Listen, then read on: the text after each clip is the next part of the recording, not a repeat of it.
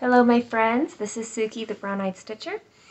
I got a request from my last video where I showed Sabrina, my Mirabilia. I got some questions on 1/1 stitching and asked for a demonstration. So that's what we're going to do today. And I pulled her out so you could see what we're talking about first. So all of this is stitched 2/2, so that's 2 strands of floss over 2 fabric threads. The skin is 1/1, so 1 strand over 1 floss, and you can see how there's dimension there because of that. Okay, so when we pull it back, it looks like that. And she's pretty. But it's not charted for 1/1 skin. There are some charts out there. I know some Teresa Wenslers have like where the people are 1/1, but the rest is 2/2. But it's charted that way. So when you come to one of these fancy ladies like the Mirabilia or Bella Filipina, they're charted 2/2. So if you were to want to do 1/1, then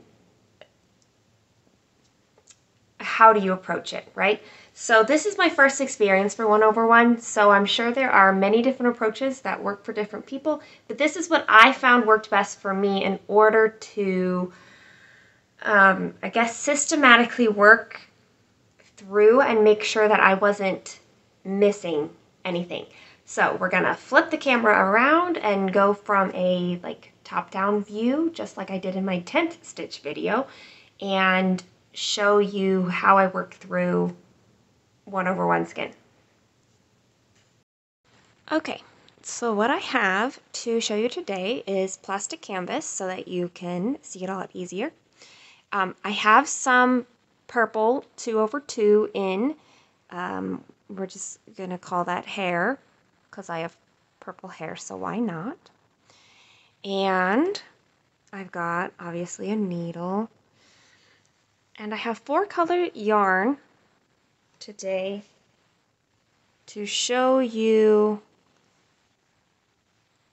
some 1/1 skin. And then I've got my little pattern, I guess you could say, that I'm going to follow. So you can see I have my legend and I've got some symbols here. And I wanted to be able to show you a couple variety of different ways. So this is similar to a portion of the Sabrina pattern, but not exactly. But it shows off a variety of situations. So what I have stitched right here is the purple. I didn't mark them, but we can do that right now. All right, so all of those I've already stitched. So what I found was I got her hair all the way in.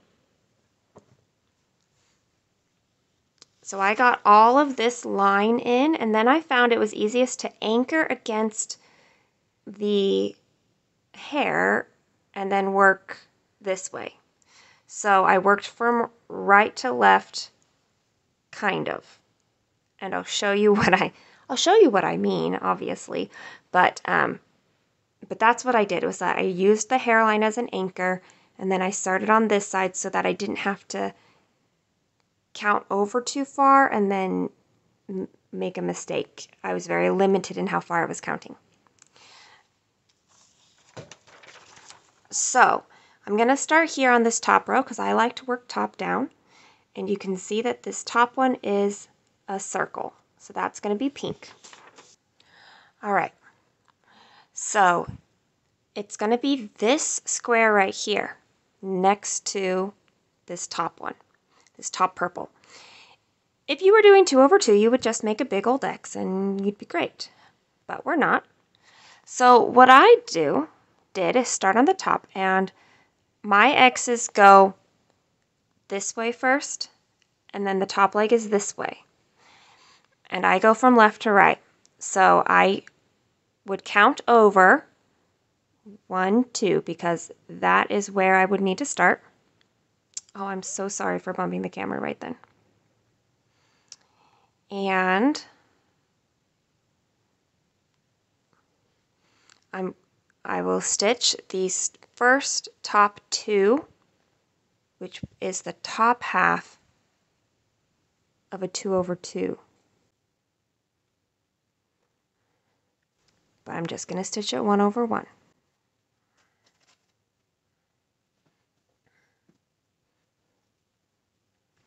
Okay, now in order to complete the square, I'm just going to come down and finish these bottom 2. However, I'm also going to reference this pattern because I know that there is an angle happening here. This is a back stitch. And you can see that as charted, there's blank space, and then 1 mark here. So if you can imagine this split up into 4 sections, you can tell whether or not it's worth putting an extra little 1/1 X here or not. In this case, it's not worth it because it would end up outside of that outline. So I'm just going to go ahead and finish off this square by coming down here and going across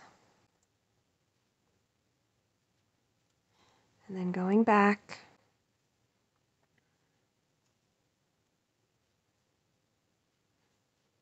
Like that.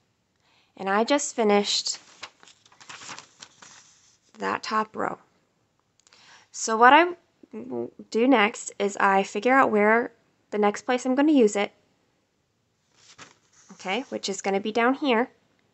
And then I'm going to park it. I'm actually going to park it in this corner of it, okay?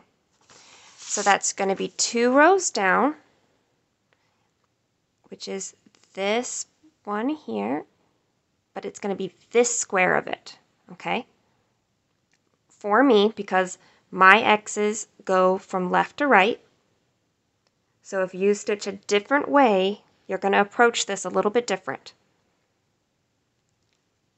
But this would be that top.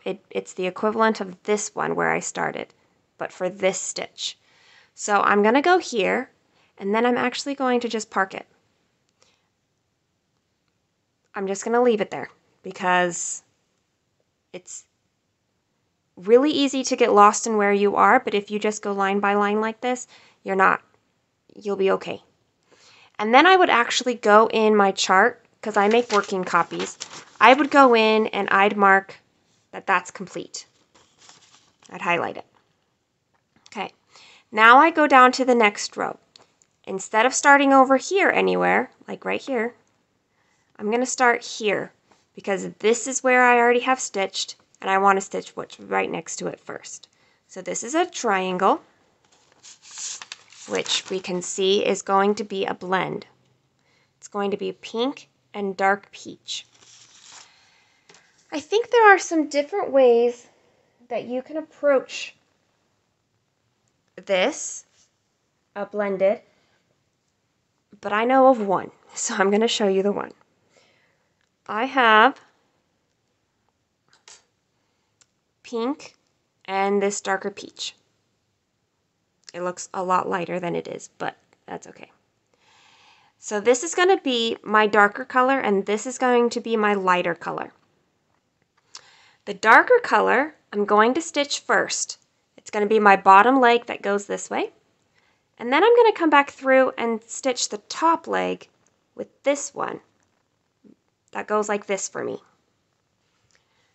I think blended threads are the most complicated parts of 1/1 stitching. So hopefully I can help this make sense. All right, so here's the pink, and I'm gonna go right here because I know that's where I need to be. And I'm going to stitch the bottom.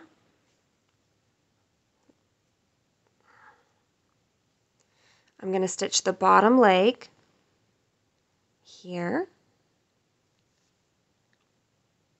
And I'm actually going to do the bottom leg for this whole square. Mostly so I don't have to unthread and rethread extra times.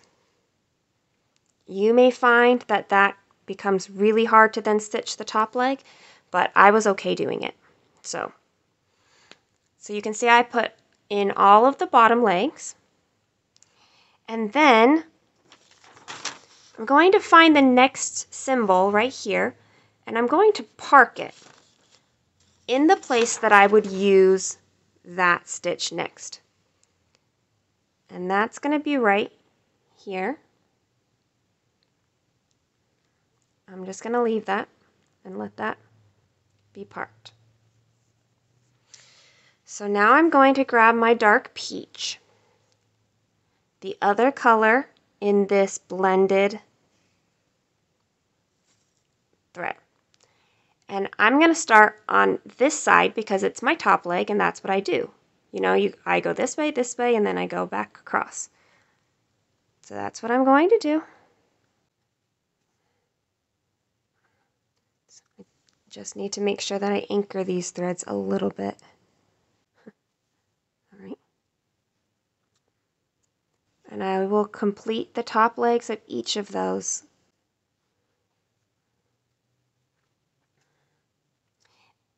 The effect is actually rather subtle, but still present. You can see the bottom color peeking out at the corners. And so you can tell that it's not one or the other. You can tell that it's different. And the blending effect really looks good when you're away. Now, when I park this, instead of parking it on this side of the square where I'm going to go, I actually go in and park it in the same spot as the lower thread. That way, I only have to notate, like I know that this is a blended thread. And I'll show you how, when I get to this line, what I do with it. But I found it easier to keep track of that it's a blended thread if I parked them together rather than try to park them in different spots. Otherwise, because the top thread starts on the right and goes to the left, I might end up with two parked threads going in opposite directions over here, where I have a blended thread trying to go this way, but a different thread trying to go this way. So I park them like that together, even though that top leg won't be used initially there. All right, the next one here is going to be this plus sign, and we can see that that is going to be dark peach. And so first, or again rather, I can look over here at this empty square where there are no other symbols, and I can make a decision for the top row and the bottom row if I want to add in a little 1/1 cross. You can't do that on 2/2 because that would cover all of this, so it would just be blank, and then you'd have all of this blank fabric showing. Now I'm not going to do it on the top because the X that would make would come out here. On the bottom, you could, or you don't have to. Do you see how it would lie right outside of that? I think I would not. I'm going to not this time. But you can make that choice case by case. But I think it just sits too far outside of this back stitch for me to be comfortable, which means I'm just going to stitch 4 within that square. And then you just make your little X's.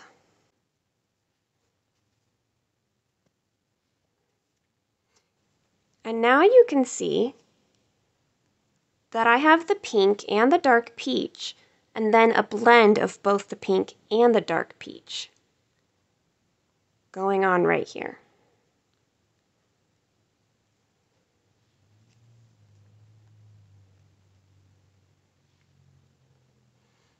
And I don't know if it's showing up on camera about the blends, the blended part, but you can tell in person. It's subtle, but that's what the blend is all about, is being subtle.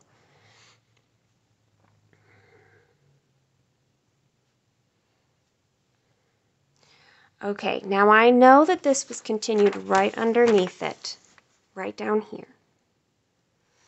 And I do think I'm going to do it on the top and the bottom.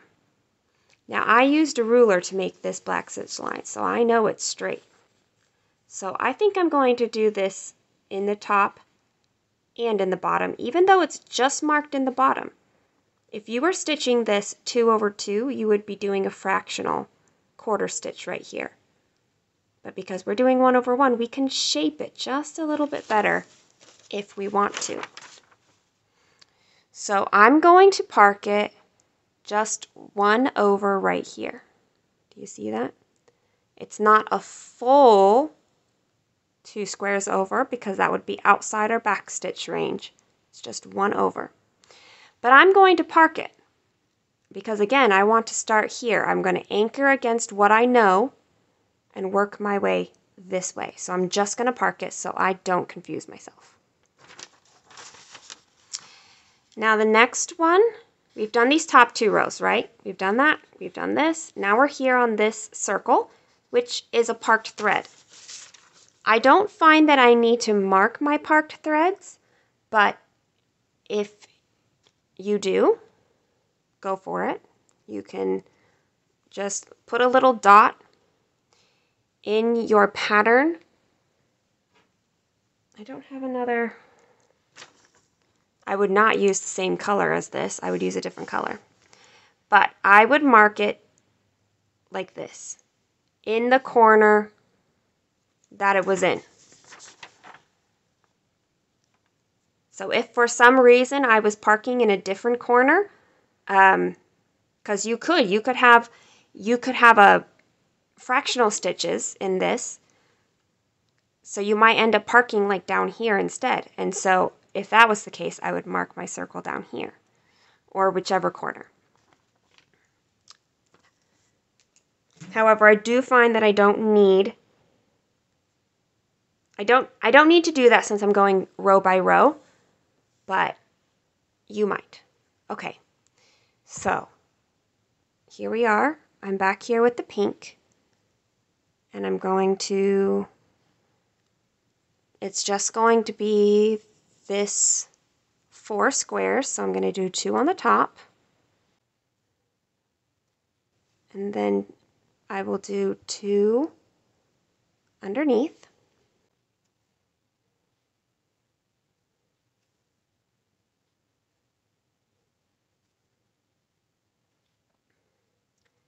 And then in my pattern, I don't have any more of this color marked, okay? Since it's just a little baby pattern, I don't have any more circles.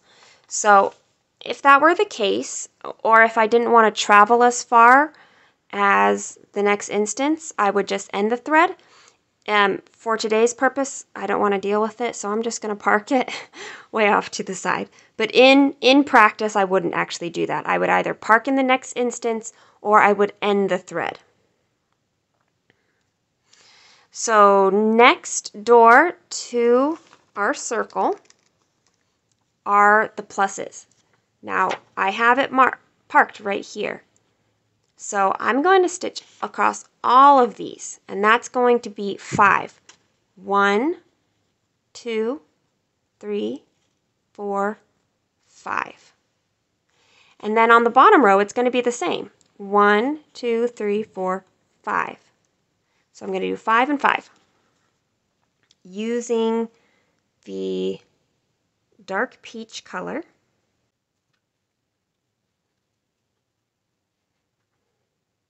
And I will probably speed this section up since there isn't very much for me to explain. Oh, but one of the benefits of doing this row by row is that you end up being able to stitch under or over your parked threads, so they're not just hanging loose. So it's a very, very secure back. So now I will speed this up and finish stitching the 5 on the top and the 5 on the bottom.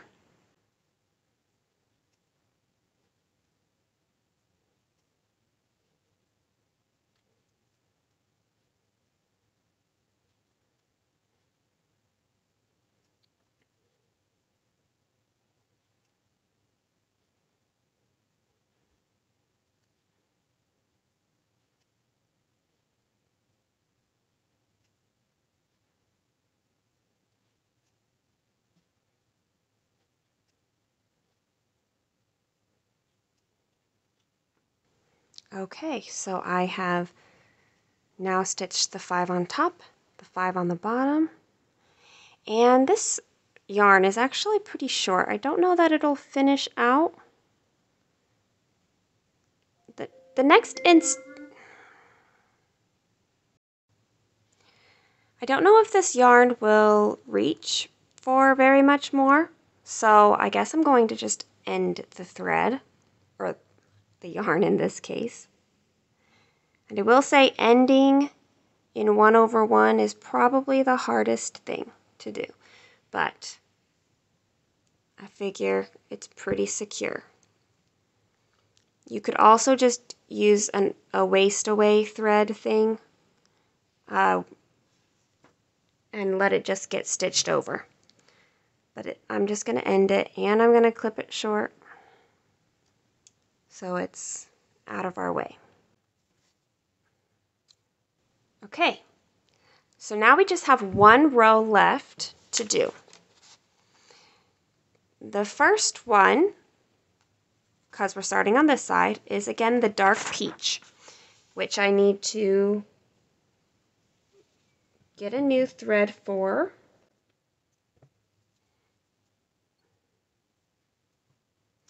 And it's just going to be our basic 2 on top and 2 on bottom.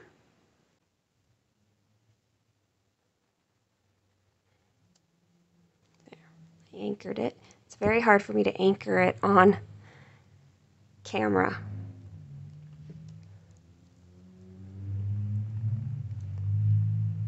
There's the 2 on top.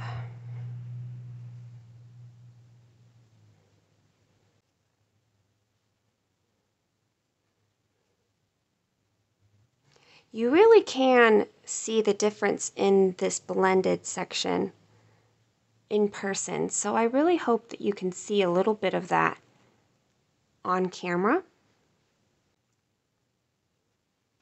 It's tricky to do it, but I think it's worth it if you're going to do 1/1 skin. Alright, so I'm just going to park that off here to the side, since again this is the bottom row of this practice pattern. Now, the next one is our blended thread, and you remember we parked both of them in the first instance of the bottom color, which is the pink. So what I do is I actually leave this there, the top thread.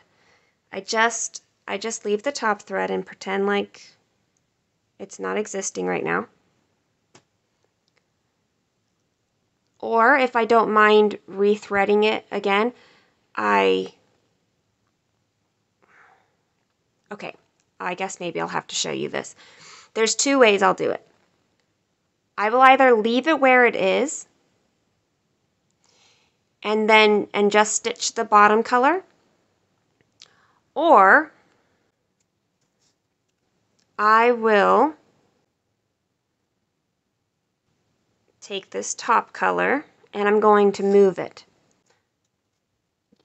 And which one I do just kind of depends on if I think it's too much in the way or if it won't be. And all I do is I take it out of there And all I'm going to do is I'm going to park it somewhere to the left. Not too far away, but just somewhere to the left.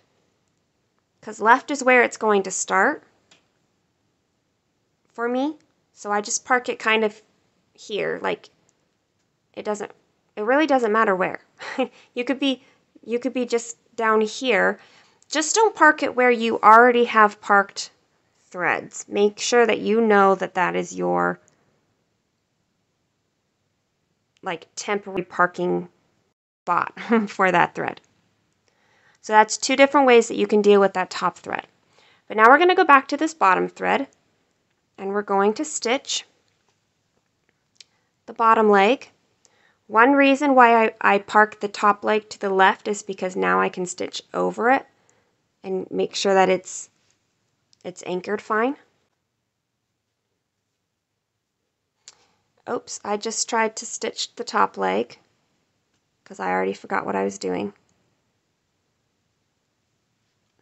But I caught it. And now I'm going to come down here and stitch the bottom leg of the bottom row. And that's going to just get parked off to the side because, well, just like all the other ones. And now I'm going to go back to the top thread. Whether the top thread was left where it was or whether I moved it, either way, I'm just going to go back and I'm going to start up here. And I'm going to do the top leg.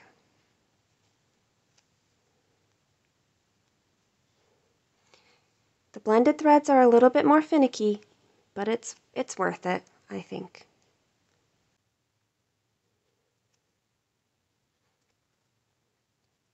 So, and then I'm going to park it in the same spot just for good practice, because that's what I try to do with all my blended threads, is just keep them parked together. Okay, and now we've got, I think, just one more color here to show you. One more. This one is my light peach color. And you can see on the pattern that it bumps up against the back stitch. So again, we have to make a decision on how many of the 4 squares are we going to stitch. If you were doing 2 over 2, you would stitch the whole thing as an X, which would be outside of this line. Or you would do a 3/4 stitch, which meant the line came like this way. I'm going to do 3. I'm going to stitch 1 on the top row and 2 on the bottom row. I'm comfortable with that. So that means 1 on the top row is going to be 1, and then 2, 3, 4, 5. And then I'm going to be doing 6 on the bottom. 1, 2, 3, 4, 5, 6. So I'm going to start way over here. We're going to anchor it. There we go. Trying to avoid bumping the camera, and I think I've done pretty good at that.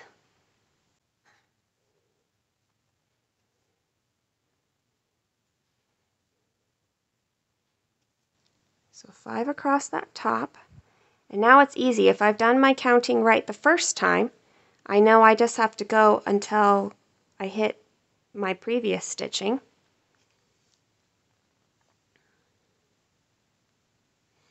And I'm not just trying to be free floating anywhere, because I'm not trying to stitch down here or anything. I'm keeping it where I have reference points. Lots and lots of reference points.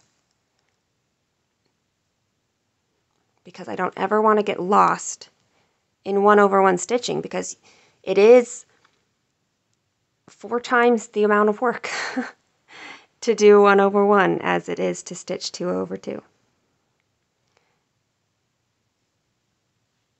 But this is the best way I found to just work really systematically through it.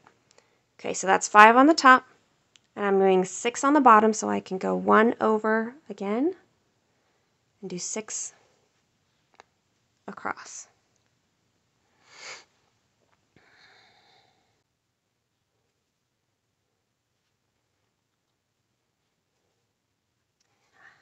I considered choosing wildly different colors so that you could see, especially like with the blended threads, if I had used 2 very different colors from the rest, you'd be able to clearly see that there was a bottom leg and a top leg. However, in actual stitching, that's not what it looks like. It does look very subtle. Or it might look really stark, like this light peach next to the other ones looks like a huge difference. But that's what it might be in your actual stitching. So I just tried for some colors that were that toned nicely together in that gradation. I feel like I'm just making up words now, so I shall stop. All right, there's the last little X. So that's going to get fake ended over here. Okay, so then I've got this darkest color. It's not a color I used among the stitching so far. This is a different color because that's what it tends to be. But I did just want to show you this back stitch. Actually, I should show you here first.